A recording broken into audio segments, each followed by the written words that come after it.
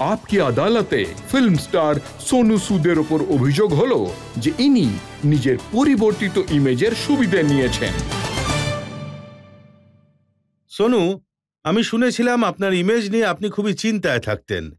আপনি নিজের নাম বদলাতে চাইতেন, সোনু ভালো লাগতো না। স্যার আমি যখন এসেছিলাম তখন অনেক লোক জিজ্ঞাসা করেছিল যে তুই যদি অ্যাক্টর হয়েও যাস তাহলে কি বলবে, ও আচ্ছা অ্যাক্টর সোনু, কি সোনু সুদ কোনো অ্যাক্টর হয় নাকি আবার? তাই আমার একটু মনে হয়েছিল ওদের কথাতে যে হ্যাঁ সোনু সুদ অ্যাক্টর, তাই নামটা চেঞ্জ করে দিলে হয়। ওই সময় আরিয়ান, আরিয়ামান এই নামগুলো খুব ফ্যাশন ছিল। পাঞ্জাবে তো এরকমই তো সব নাম থাকে, টিটু, সুইটি, বিল্লা। স্যার কিন্তু তখন আমি পাঞ্জাব থেকে বেরিয়ে বম্বে চলে এসেছিলাম, তো তাই বম্বের লোকেরা বলেছিল যে ভাই এই সোনু জমবে না কিন্তু খেলা, আলাদা কিছু নাম পাল্টাও। তাই আমি তাড়াতাড়ি বই ফই খুললাম, নাম খুঁজতে শুরু করলাম যে কোনটা ফ্যাশনে চলছে। তখন ওই সময় আরিয়ান, আরিয়ামান এই টাইপের নাম ছিল। এরকম কয়েকটা রেখেও ছিলাম, 1 সপ্তাহ 10 দিন চলেও ছিল সেই নাম, যে হ্যাঁ ভাই আমি আরিয়ান। তারপর নিজের মুখ থেকেই বেরোতো সোনু সুদ। তারপর সোনু সুদ তো চলতে থাকলো। আর তারপর যখন একটু নাম হতে শুরু করলো তখন মনে হলো যে ঠিক আছে সোনু সুদ যখন এতদূর নিয়ে এসেছে তাহলে আরো এগিয়ে নিয়ে যাবে। তাই আই থিঙ্ক ভালোই হয়েছে। সোনু এত এগিয়ে নিয়ে গেছেন যে এখন লোকেরা নিজেদের বাচ্চার নাম সোনু রাখে। হ্যাঁ, এখানে আমার অনেক লোকেরা রেখেছে। একজন তো ছিল গুপ্তাবাবু ছিলেন বিহারের একজন, উনি তো নিজের বাচ্চার নাম সোনু সুদ রেখেছেন। আমি বললাম গুপ্তা হয়ে সোনু সুদ কিভাবে? বললেন না স্যার, সোনু সুদ গুপ্তা নাম।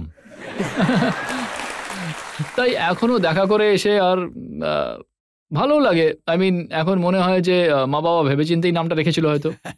সোনু, এইসব এই জন্য ভালো লাগে কারণ আপনি লোকেদের জন্য অনেক করেছেন, দিনরাত পরিশ্রম করেছেন, শ্রমিকদের বাড়ি পাঠিয়েছেন, স্টুডেন্টদের ফ্লাইটে এনেছেন, লোকেদের অপারেশন করিয়েছেন, এডুকেশন দিয়েছেন। কিন্তু লোকেরা এটাও জিজ্ঞাসা করে যে চাঁদেও তো কলঙ্ক থাকে, এসব কেন করে? আচ্ছা, নিজের ইমেজ ভালো করার জন্য, নিজেকে ভগবান বানানোর জন্য? আমি তো খাবার বিলি করার জন্য বেরিয়েছিলাম, কিছু লোকজনদের খাবার বিলি করলাম, তো তারপর ওই লোকজনদের তারপর বাড়ি পাঠানো শুরু করলাম। তাই লোকজনদের যখন আশা বাড়তে শুরু হলো তখন এমন মনে হলো যে গোটা দেশ চলে এলো। তাই বুঝতেই পারিনি যে কখন ওই লেভেলের হয়ে গেল যে লোকজনদের প্রশ্ন ওঠা শুরু হলো যে হঠাৎ মানে আবার কোথা থেকে উড়ে এলো। লোকে বলতো দেখবে বন্ধ হয়ে যাবে, 1 মাসের মধ্যে বন্ধ হয়ে যাবে, 15 দিনে বন্ধ হয়ে যাবে, কিন্তু আজ 2.5 বছর হয়ে গেছে স্যার। যেটা ওই সময় কোভিডে করতাম আমার মনে হয় যে তার থেকে বেশি কাজ এখন আমরা করতে পারি। আজ পর্যন্ত যদি আপনি আমার বাড়িতে আসেন যে কোনো সময় 365 ডেজ যে কোনো সময় আসবেন, 500 থেকে 600 লোক আমার বাড়ির নিচে পার্মানেন্ট থাকে, আমাদের বাড়িতে ঘুমোয়, তো যেখান থেকেই আসুক।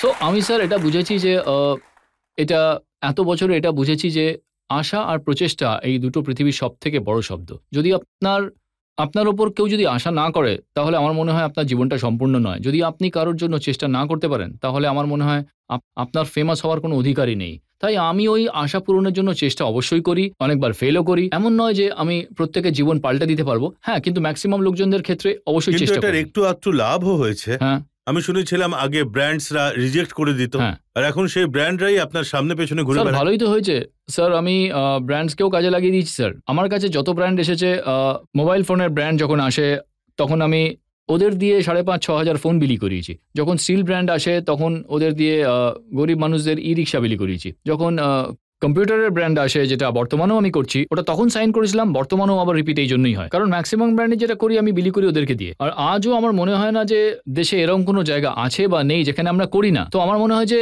কোথাও না কোথাও ওদের মধ্যেও এরকম হয় যে ঠিক আছে চলো সবাই টাকা চেয়ে এসেছে, এরা নয় বিলি করাচ্ছে, তো এটা ভালো কাজ করছে। So I think I thoroughly enjoy that space. কিন্তু ব্র্যান্ডগুলো দেখুন, যে মানুষটা আনরিজার্ভড কম্পার্টমেন্টে মুম্বাই এসেছিল তার ফটো এখন প্লেনের গায়ে দেখা যায়। প্লেনের গায়ে অনেক বড় বড় করে সোনু সুদের নাম লেখা থাকে। স্যার খুব আই ফিল রিয়েলি হাম্বলড। আমার মনে হয় না যে আমি এতটা ডিজার্ভ করি, কিন্তু যখন আমি ওটা দেখলাম তখন সবার প্রথমে I miss my parents. I wish যে ওনারা যদি থাকতেন দেখার জন্য, কিন্তু আমাকে আমার মায়ের লেখা কিছু লাইন মনে পড়ে যায় যখন আমি ওটাকে ওই প্লেনটাকে দেখলাম। উনি সবসময় বলতেন যে নিজের জীবনের কলমে যখন আপনি প্রার্থনার কালি ভরে দেন তো আপনার যেটা ভাগ্যে রয়েছে সেটা কাগজে নয় আকাশে লেখা হয়।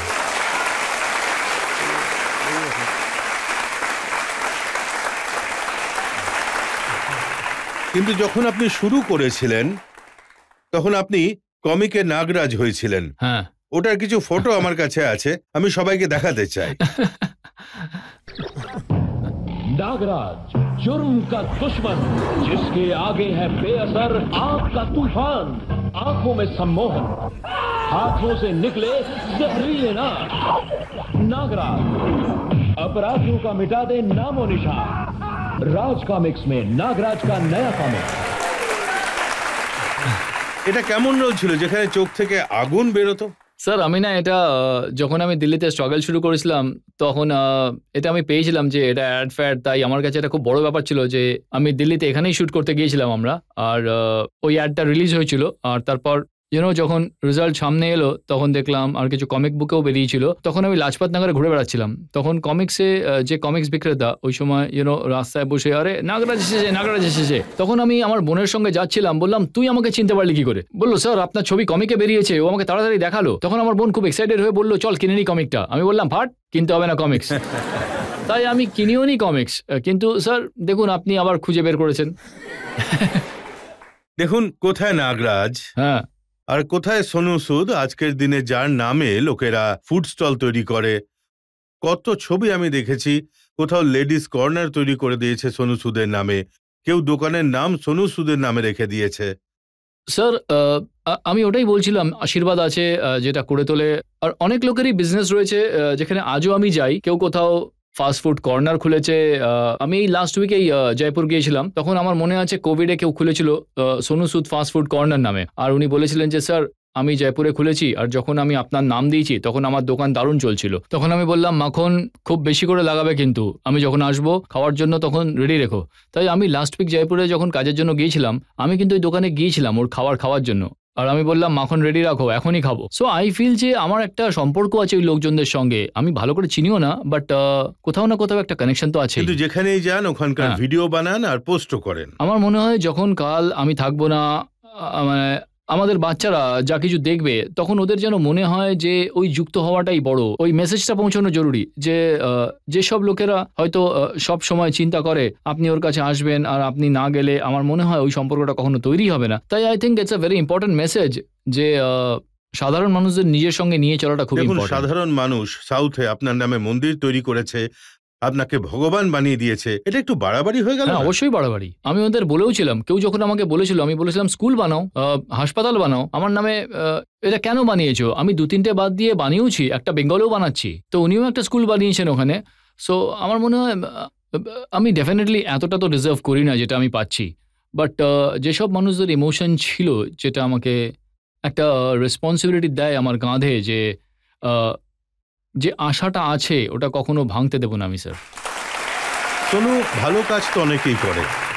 অক্ষয় কুমার 25 কোটি টাকা দিয়েছেন কোভিডের জন্য, কিন্তু ওনার নাম তো কোথাও শোনা যায়নি। না স্যার, ওনারও শোনা গেছে নিশ্চয়ই, উনিও ভালো কাজ করছেন।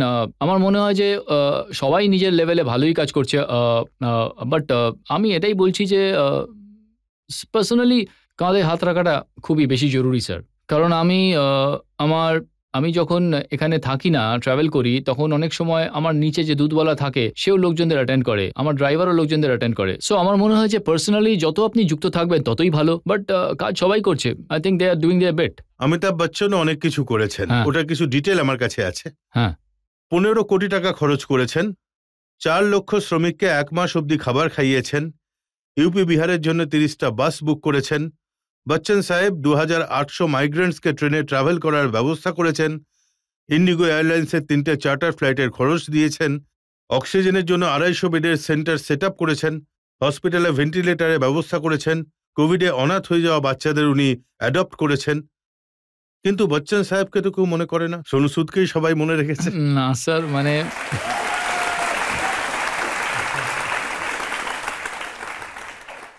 স্যার বচ্চন স্যার তো আমাদের জন্য ইন্সপিরেশন, আমাদের সবার ইন্সপিরেশন। আর উনি তো খুব ভালো কাজ করেনি স্যার, আর ওনার দেখানো রাস্তাতেই তো আমরাও এগোচ্ছি স্যার, আর এগোতেও থাকবো সবসময়। যখন অক্ষয় আর অমিতজির কথা আমি লোকজনদের বললাম, তখন কেউ আমাকে বলেছিল যে সোনুর ফিল্মের একটা ডায়লগ আছে, ভাই और डॉन के ऊपर किंग होता है। স্যার আমার সিনেমার ডায়লগ ছিল সিং ইজ কিং এর, কিন্তু আমার মনে হয় ওনারা হচ্ছেন বড় লেজেন্ড স্যার। আমি তো সবেমাত্র শুরু করেছি জীবনটা, অনেক লম্বা পথ এখনো আমার যাওয়া বাকি আছে, কিন্তু ইন্সপায়ার করেন ওনারা আমাকে, আর আমি তো শুধুমাত্র ব্যাক বেঞ্চার, আর কিছু না।